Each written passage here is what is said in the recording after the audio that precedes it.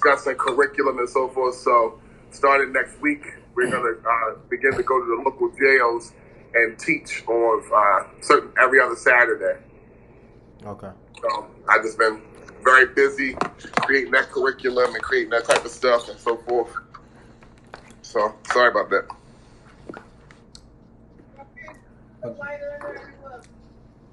Hey, Tony. Right. Yes, sir. Yes, sir. So I want you to send me your address, right? Because I got some gifts for you, man. I got some books I want to send you.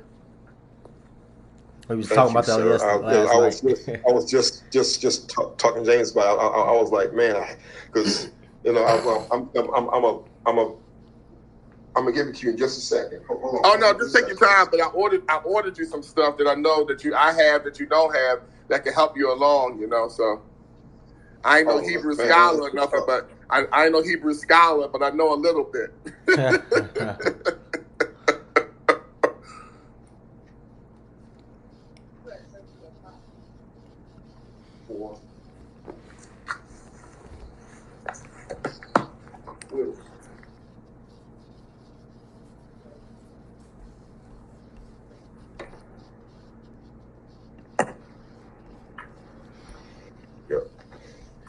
I do appreciate Do you have this one?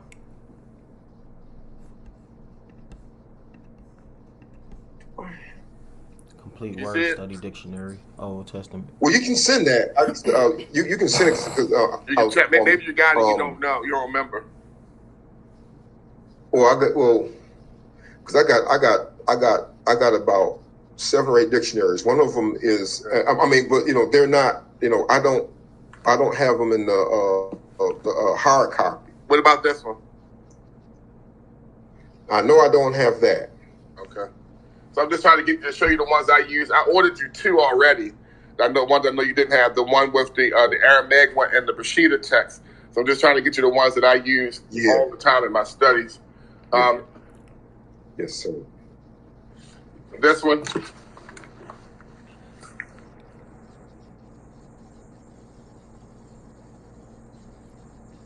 No. I have. What's his name?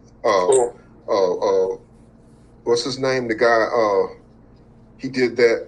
The one history of the Old Testament.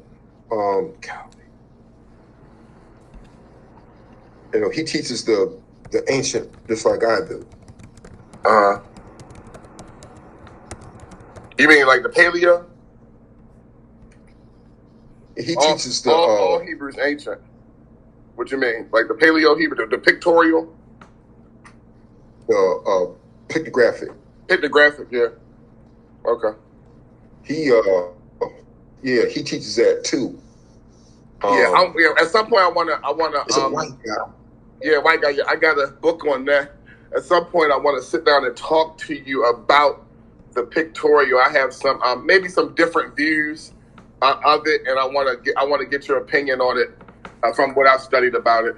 So we'll sit down and have a talk about it from what I gathered from it and how people use it. But I'm gonna try to send you as many things that I have that I know I use regularly.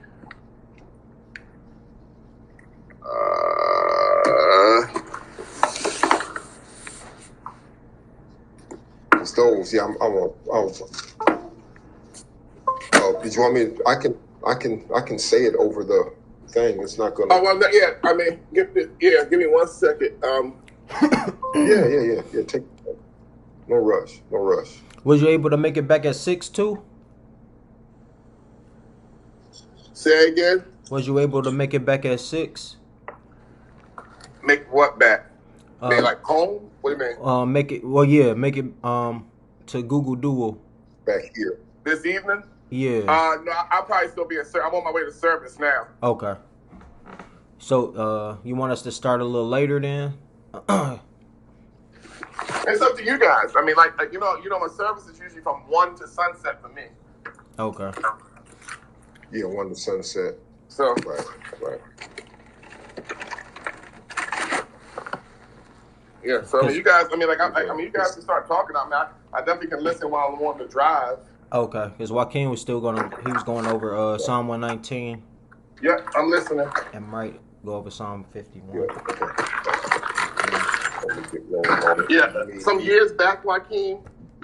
Some years back, I'll share it with you too. I went through all of Tehillim, and I went through all of the watermarks, and you would know what I mean when I say the watermarks that are in the scriptures, you know. And I went through Right. how David, or how Asa, which was his writer, you know, his scribe, how he starts all of the Psalms, you know, just, you know, to do, you know, a Psalm of David, and it has certain Hebrew words there. Man, when you break down the beginning of those Psalms, there's a lot of prophecy about the Messiah in all of those headings. I know. You know, people wouldn't even think to do that, you know. They wouldn't even think to, like, people don't read the introduction to a Bible. They just go right to Genesis. And when you read the introduction, it's basically telling you, hey, we took out the name of Yahweh and we added Lord and God. Like, you know what I'm saying? Like, how do you not? It tells you right in the beginning. Right. You know? So, I could always encourage a person to, especially when you go through the Psalms, you know, because it's written like a scroll. It's written like music, like those headings or the names of those Psalms are telling so much about the Messiah and certain future events, you know. Yeah, exactly. That's my that along with the fact that I was I've always been a language person from as early as I can remember. You know, my mom started me learning Spanish when I was 3. Oh wow! So I've always been a language person, and with English, you know, my dad was always, you know, he always had exercises for me as far as, there was this one part in the Reader's Digest. Oh yeah. It's called Word Count.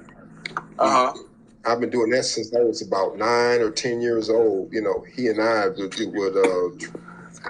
try to guess the meanings of those words and everything, just by what we saw, not running and going and grabbing a dictionary. You know, that was, and doing all of that, you know, during those years. I did it for about 25 years or so. That was how I learned about roots and prefix, you know, and roots and affixes. Right. Well, what I've come to learn is, man, like even with just that, by doing that. So I'm. Hello. Yep, we still here. Yeah, I said what I've come to learn about that is, are you frozen? Yeah. I said what I've come to learn about that is, you know, like how I even taught when I first started teaching my kids Hebrew.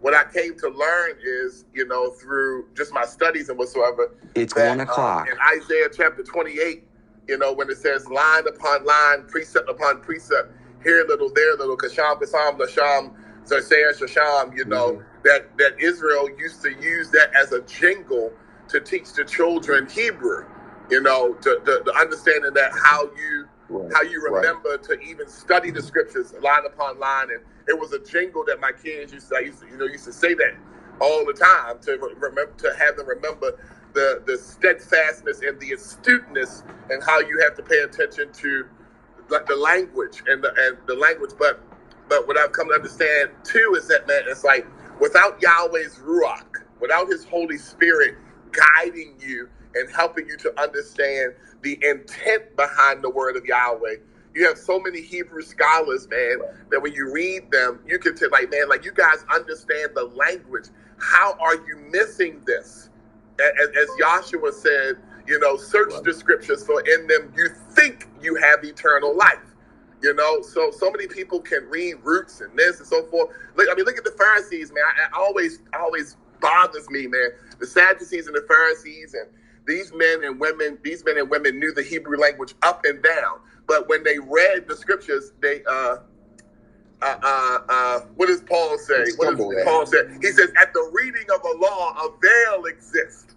You know what I'm saying? There's a veil over their eyes of being able to see the truth of the scriptures. So they can read this. They know the my peak. They know the maxi lectionis and all the roots and so forth, but they cannot see the truth or the essence of what the scriptures is trying to say. And it's, it is baffling, because it shows us that no matter how much we can read Hebrew, no matter how much we can understand language, without the message of Mashiach, in the sacred name of Yahweh, these are the things that unlock the meaning behind what Yahweh is trying to say.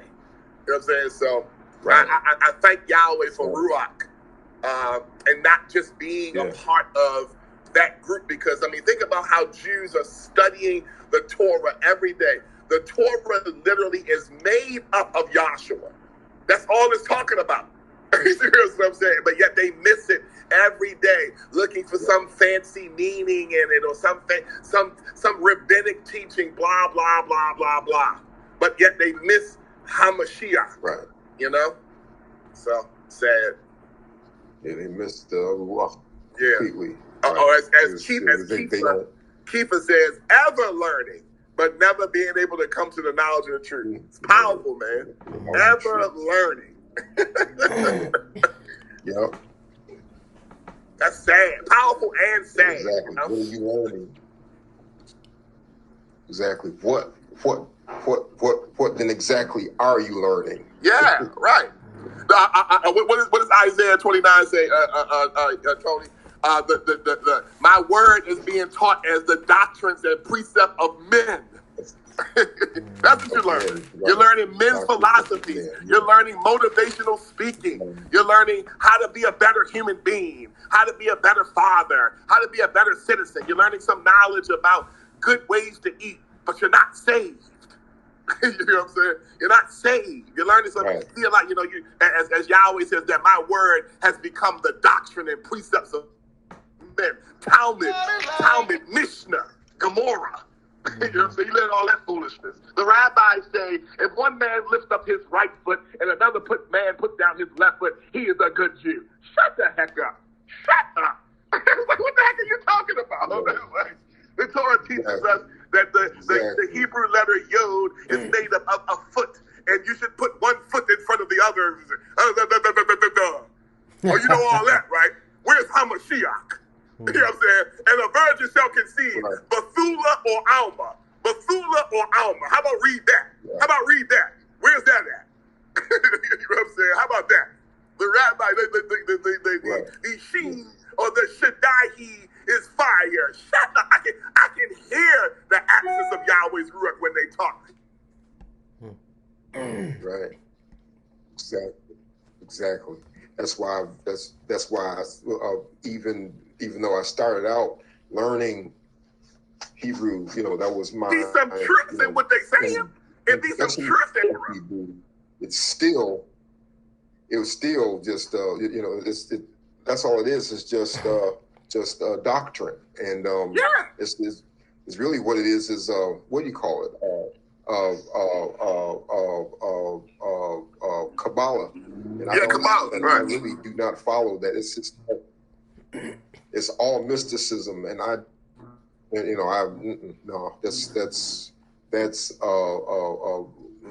what is that called? Humanism. And I really don't get down with humanism, because that's a humans trying. But the thing about it is, right? Of only one who can be in that position. But the sad thing about it is some truth in some of the things that they're saying. I mean, the Kabbalah has some things in it that are true. But I'm gonna tell you what the Kabbalah is like. The Kabbalah is like a 5-year-old trying to study a book on sexuality, the human body, intimacy, and sexuality. It's like, you're 5 years old. Right. You're not going to understand that. You know what I'm saying? So the problem is with Hasatan, man, is a freaking genius, man. Like, he has mankind literally chasing their tail like a dog. I mean, he's given mankind these mystical, deep things, right? He's given mankind, like you say, the ancient understanding of Hebrew and Kabbalah and Mishnah and these deep thoughts. And there is some truth in those things. But mankind is still, after all these years, just 5 years old. Our mind has not matured to being able to really grab and use and apply that mysticism the way it should be, because we're absent of Ruach. We're absent of the actual Ruach. So men chase knowledge. Men chase mysticism. Men chase things that sound deep. What does it say, Brother Tony, over in Corinthians? That to the Jew, the Messiah to the Jew is philosophy. To the Greek is philosophy. To the Jew is what does he say? Paul breaks down like what the concept of the Messiah is to the Jew, right, and what is it to the Greek. He said to the Jew is something foolishness. To the Jew, the Messiah is foolishness. To the Greek is philosophy. You know, because mankind does not want the simplicity of Mashiach and Yahweh's law. Mankind always wants something deep. He wants to sound deep. And if you take the yod and apply it to the arm of a man, and that shows that we should reach and for everything with the name of Yah. Shut up! Even if that's true, that has no bearing on what you don't know. Are you keeping Yahweh's law? And are you, as Paul says, the foundation of Messiah? Because Satan has us chasing the deep things. And we're children. We're children. It's like we studying all of that, right? But yet we still got pornography and masturbation problems. We got marital problems. We don't understand not to shave our beard. We don't understand to eat kosher. We don't understand to bring all of our thoughts under subjection of Messiah. See what I'm saying? Like, because he has us chasing knowledge and not chasing change. Not chasing change. What does it matter that you read all of the Apocrypha if your life is an abomination? We're hypocrites because we don't take the simplicity that is in the basic of Messiah. You know, and that's I think for me, that's how I become who I am. That's how I become who I am. I have taken the basics of Yahweh's word and built upon it. You know, it wasn't important for me early on, like, you know, to understand everything about the Hebrew language. It was important for me early on to understand everything about what was wrong with me. What I had to, you know what I'm saying? What did I have to change? What's wrong with me, you know? And then I built a line upon line, precept upon precept, here a little, there a little, you know? It was growth for me. So I'm just glad Yahweh dealt with me that way, because I try not to be. I'm pretty sure I don't make it in every area. I try to live what I preach, whether you like it or agree or not. I try to do in darkness what I do in the light, and you can't do that understanding that the sheen is fire, because you're chasing knowledge. And it's knowledge. People don't let knowledge change them because they dirty on the inside. I think James sent something out earlier where he said, don't eat from every table, Hebrews. Don't eat from every table. Because it's about gathering knowledge and not changing. Because if you look, as Joshua says, if you look like a sepulcher, people are dirty on the inside. You just hold on to Joshua, hug him, look at his life. Be honest with who you are and change. And then Yahweh can plant the deep things in you. Then he can plant the deep things in you. But so many brothers want to learn the deep things because our faith is deep. But yet they change. Cussing and fussing and lying, 9 wives, and understanding. You can tell me about the ancient scrolls, but yet you can't do the basics of how to live like a Hebrew. Your anger's triggered like that. You know what I'm saying? So what has changed? Knowing the yod is the Hebrew arm ain't gonna get you to Yahweh's kingdom. Love is. You know what I'm saying? And the love is changing you. Then let Yahweh plant in you the deep things of his law. You know? And I think so many of our brothers are missing that, man. So many are missing that. They get overwhelmed with the knowledge of this faith and don't change. All right. If you knew the things they were doing in the dark, You know what I'm saying? You know what Help I'm us, saying? And Father. when you change, you don't do that. Right. Right. Right. Yeah. Mhm. It's like like King Exactly. Saul. What did King Saul? What did He King Saul clean. do? King Saul put a hoodie on and went to go find a witch, didn't he? When he wanted to do dirt, when you lose the way of Yahweh, you put a hoodie on, you Trayvon Martin, and you go because the word of Yahweh is no He longer say speaking to Trayvon you. Martin Samuel's there. Yeah, you put the hoodie on, and you go find yourself a witch because you do in the darkness. You're trying to hide. You're not changing. or Judah. Yeah, and same thing. Same thing. See what happens when you leave Joshua? You go Yes. hide. Yeah. And you go do things in the dark because they didn't change. He was around Joshua and he didn't change. See, Saul didn't let his relationship with David change him. You know what I'm saying? Look at all the Hebrew Saul know. He's still looking for a witch Yeah. because he didn't change. He didn't change. You got to change, man. You got to change.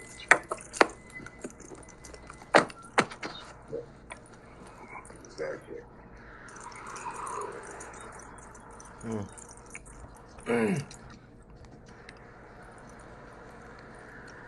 Hold on one second, brother. Yep. Yep. Exactly.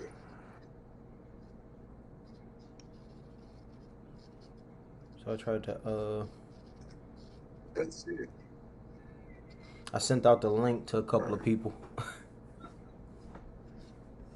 All right. Oh, oh my God, he's there already. Oh no.